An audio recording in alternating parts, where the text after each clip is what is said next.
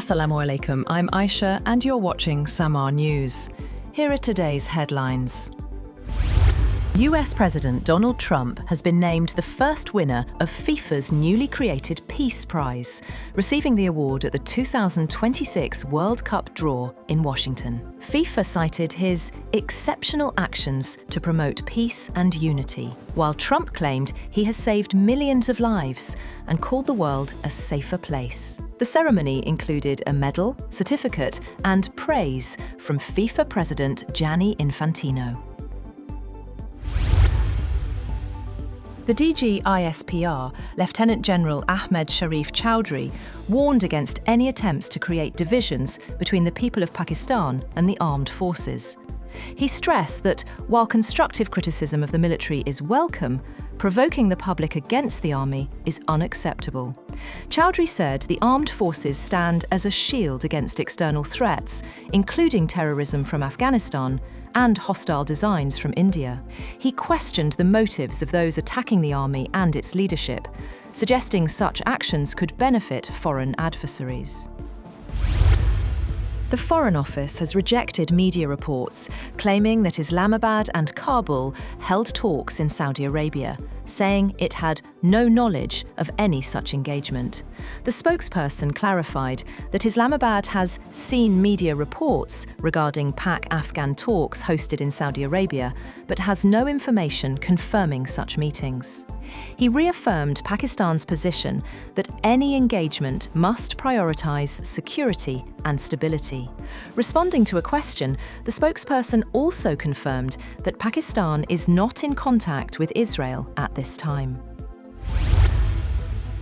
Sweden has decided to phase out development aid to 5 countries and redirect the funds to Ukraine. According to Minister for Foreign Trade Benjamin Dusa, the government plans to increase aid to Ukraine to $1.06 billion by 2026, freeing over $200 million in the next 2 years for reconstruction projects, particularly in energy infrastructure. The countries losing aid include Zimbabwe, Tanzania, Mozambique, Liberia, and Bolivia.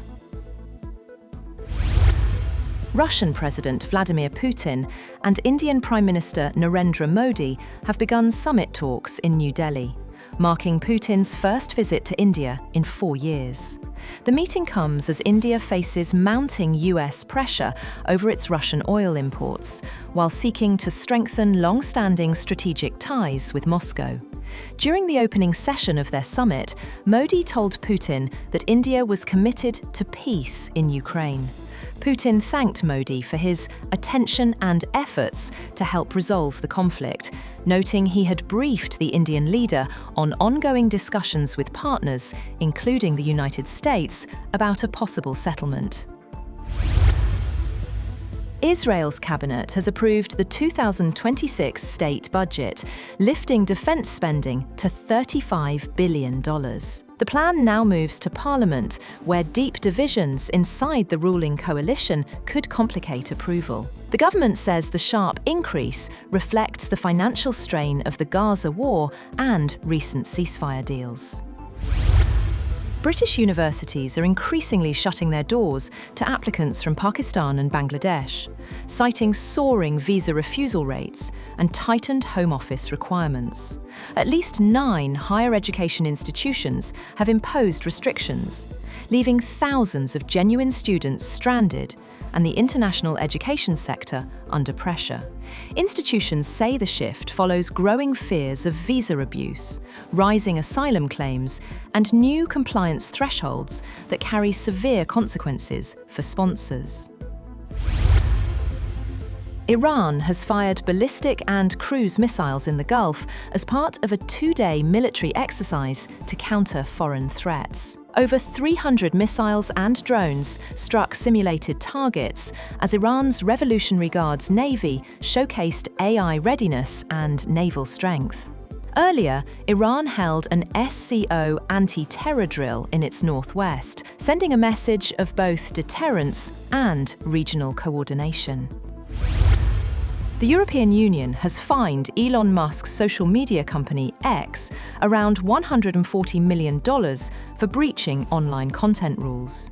This marks the first sanction under landmark EU legislation, a move likely to draw criticism from the US government.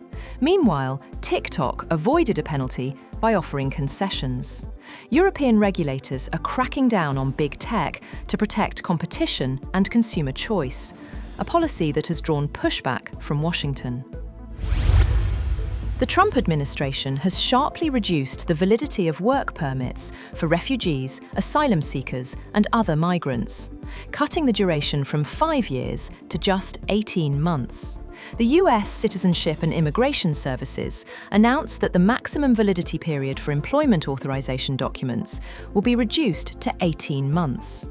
The US CIS said the change applies to migrants admitted as refugees, those granted asylum, people whose deportation has been suspended, and others legally permitted to work. Meanwhile, the US plans to expand the number of countries covered by its travel ban to more than 30.